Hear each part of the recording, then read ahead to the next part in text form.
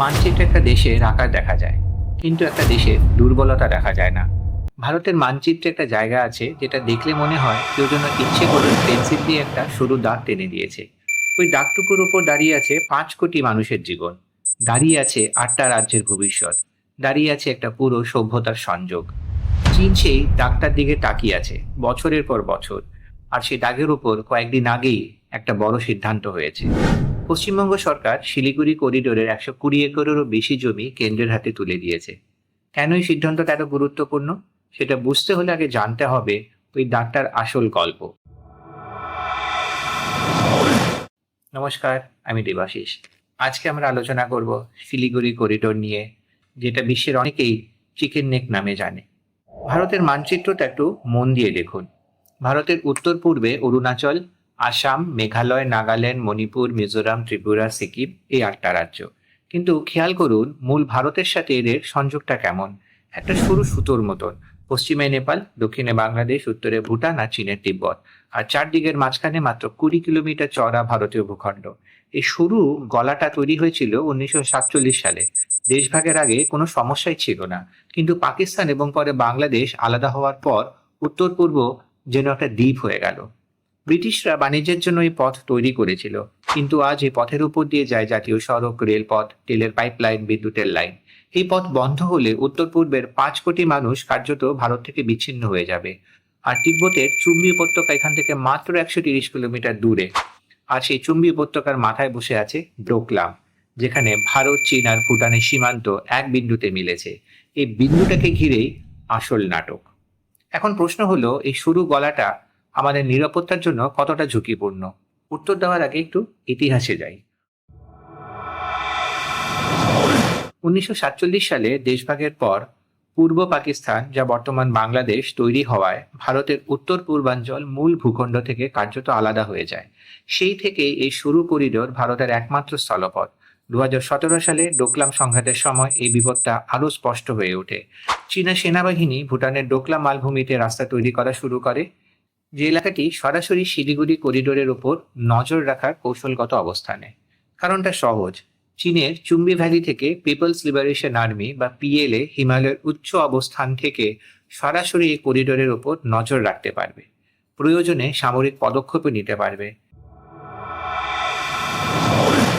চীনের একটা বিখ্যাত কৌশল আছে, স্ট্রিং অফ পার্লস, মুক্তোর মালা। ভারতকে চারদিক থেকে ঘিরে ফেলো, একটা একটা করে মুক্ত গাথো। পশ্চিমে পাকিস্তানের গোয়াদার পোর্ট, দক্ষিণে শ্রীলঙ্কার হাম্বানটোটা, পূর্ব মায়ানমারে কিয়ক্কোপিউ পোর্ট, আর আন্দামানের কাছে গ্রেট কোকো আইল্যান্ড নৌঘাটি। আর চিকেন নেকের দুই পাশে নেপাল আর বাংলাদেশ। নেপালে 2018 সালে ট্রান্স হিমালয়ান কানেক্টিভিটি নেটওয়ার্ক ঘোষণা করা হলো। কাঠমান্ডুকে তিব্বতের সাথে রেল লাইনে জুড়ে দেওয়া হলো। কোশি, গণ্ডকী, কর্ণালী, 3টে অর্থনৈতিক করিডোর তৈরি হবে। মানে নেপালের শিরায় শিরায় চীনের টাকা আর প্রভাব ঢুকে যাবে। আর বাংলাদেশে 1 জুলাই 2020 সালে চীন 97% বাংলাদেশি পণ্যকে শুল্ক মুক্ত প্রবেশাধিকার দিল। তিস্তা পুনরুদ্ধারে $1 বিলিয়ন বিনিয়োগের প্রস্তাব। 2016 সালে পায়রাডিপ সি পোর্টে 11 থেকে 15 বিলিয়ন ডলার। 2019 সালে চট্টগ্রাম আর মোংলা পোর্টের অ্যাক্সেস। এমনকি চট্টগ্রাম পোর্টে অ্যান্টিশিপ মিসাইল লঞ্চ প্যাডের কথাও শোনা গেছে। এগুলো শুধু বিনিয়োগ নয়, এগুলো ঘেরাওয়ের টুকরো টুকরো ছবি। মায়ানমারের কথা না বললে ছবিটা কিন্তু একটু অসম্পূর্ণ থেকে যায়। চীন রাইখান প্রদেশে কিয়ক্কোপিউ পোর্ট তৈরি করেছে। সেখান থেকে ইউনান প্রদেশ পর্যন্ত পাইপলাইন গেছে। তেল আর গ্যাস সরাসরি চলে যাচ্ছে মালাক্কা প্রণালীকে পাশ কাটিয়ে, মধ্যপ্রাচ্যের উপর নির্ভরতা কমিয়ে। আর মায়ানমারের সেনাবাহিনীর সাথে সুসম্পর্ক বানিয়ে চীন উত্তর পূর্বের বিদ্রোহী গোষ্ঠীগুলোকে পরোক্ষে মদত দিচ্ছে। সেই প্রশ্নটা ভারতের গোয়েন্দা মহলে এখনো কিন্তু ঘোরাফেরা করে। গোল্ডেন ট্রায়াঙ্গেল, মায়ানমার, থাইল্যান্ড, লাওসের মাদক পাচারের রাজ্য। সেখান থেকে উত্তর পূর্বে মাদক ঢুকছে, আর এই মাদকের রাজনীতিও চিকেন নেকের নিরাপত্তাকে সরাসরি দুর্বল করছে। ভারত কি ঘুমিয়ে আছে? না, ঘুমোয়নি। ভারতীয় সেনাপ্রধান জেনারেল উপেন্দ্র দ্বিবেদী সম্প্রতি এই করিডোরকে দেশের সবচেয়ে শক্তিশালী প্রতিরক্ষা করিডোর বলে বর্ণনা করেছেন।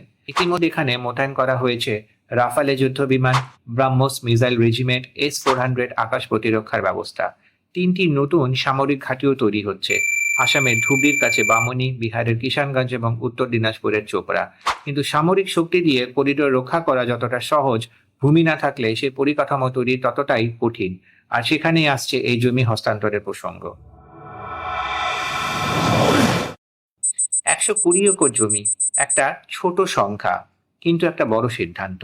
এতক্ষণ যা বললাম, চীনের কৌশল, ডোকলামের সংঘাত, বাংলাদেশ ও নেপালের প্রভাব বিস্তার, এই পুরো ছবিটা মাথায় রেখে এবার আসুন সাম্প্রতিক ঘটনায়। পশ্চিমবঙ্গে সরকার বদলের পরপরই মুখ্যমন্ত্রী শুভেন্দু অধিকারী একটা সিদ্ধান্ত নিলেন। শিলিগুড়ি করিডোরে রাজ্যের হাতে থাকা 120 একরের বেশি জমি কেন্দ্রীয় সরকারের হাতে তুলে দেওয়া হবে। পাশাপাশি 7টি জাতীয় সড়কও NHAI এবং NHIDCL এর কাছে হস্তান্তর করা হচ্ছে। এখন প্রশ্ন হলো, এই জমিটুকুর জন্য এত কথা কেন? কারণটা বুঝতে হলে একটা কথা জানতে হবে। ভারতের প্রতিরক্ষা পরিকল্পনায় এই করিডোরকে শক্তিশালী করার প্রকল্প বহুদিনের। টাকা বরাদ্দ হয়েছে, নকশাও তৈরি হয়েছে, কিন্তু জমি পাওয়া যাচ্ছিল না। বছরের পর বছর রাজ্য কেন্দ্রের মধ্যে এই করিডোর নিয়ে একটা টানাপোড়েন চলেছে। বাংলাদেশ সীমান্তে BSF এর কাঁটাতারের বেড়া তৈরির জন্য জমি পেতে কলকাতা হাইকোর্টকে পর্যন্ত নির্দেশ দিতে হয়েছিল। সেই জায়গায় এই হস্তান্তর। এখন কি কি সম্ভব হতে পারে এই হস্তান্তরের জন্য? প্রথমত, সামরিক পরিকাঠামো। NH-31, NH-33, NH-312 এবং সেবক থেকে সিকিম পর্যন্ত কৌশলগত সীমান্ত সড়ক। এই রাস্তাগুলি এখন কেন্দ্রের নিয়ন্ত্রণে, আমলাতান্ত্রিক বাধা ছাড়াই দ্রুত নির্মাণ এগোবে। দ্বিতীয়ত, BSF ও সেনার কাজ সহজ হবে, সীমান্তে দ্রুত মোতায়েন, টহলদারি, যোগাযোগ সবকিছু আরো মসৃণ হবে। তৃতীয়ত, ভবিষ্যতের টানেল প্রকল্প। করিডোরের নিচ দিয়ে ভূগর্ভস্থ টানেল তৈরির পরিকল্পনা আছে। উপর থেকে দেখা যাবে না, আক্রমণ করা যাবে না। এই জমিটুকু সে প্রকল্পেরই ভিত্তি। চতুর্থত, উত্তর পূর্বের অর্থনীতি। অসম ও মণিপুরের 95% রপ্তানি এই পথ দিয়ে যায়। রাস্তা ভালো হলে সময় কমবে, খরচ কমবে, ব্যবসাও বাড়বে। সহজ কথায়, এতদিন কাগজে যে আটকে ছিল সেটা এখন মাঠে নামার সুযোগ পেল।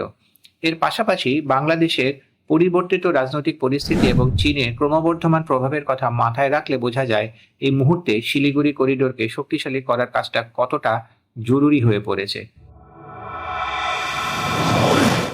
ভারত ইতিমধ্যে বিকল্প রুটও তৈরি করার কথা ভাবছে। বিহারের যোগবনী থেকে নেপালের বিরাটনগর হয়ে পশ্চিমবঙ্গের নিউমাল জংশনের রেল লাইন এবং বাংলাদেশ হয়ে বিকল্প পথও। কিন্তু যতদিন সেগুলি তৈরি না হচ্ছে, এই করিডোর রক্ষা করাটাই একমাত্র পথ।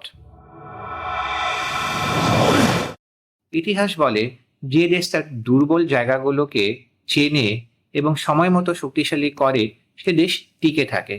চিকেন নেক ভারতের সে দুর্বলতম বিন্দু।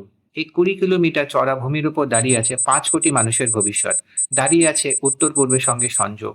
120 একর জমির হস্তান্তর হয়তো ছোট একটি পদক্ষেপ, কিন্তু এই পদক্ষেপ বলছে ভারত তার সবচেয়ে সংবেদনশীল ভূখণ্ডকে আর অবহেলায় রাখতে রাজি নয়।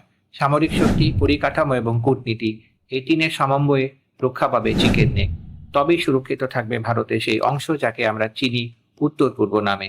ভিডিওটা ভালো লাগলে বন্ধুদের সাথে শেয়ার করুন। পরের ভিডিওতে এরকম আরেকটি বিষয় নিয়ে আলোচনায় আসছি। জয় হিন্দ।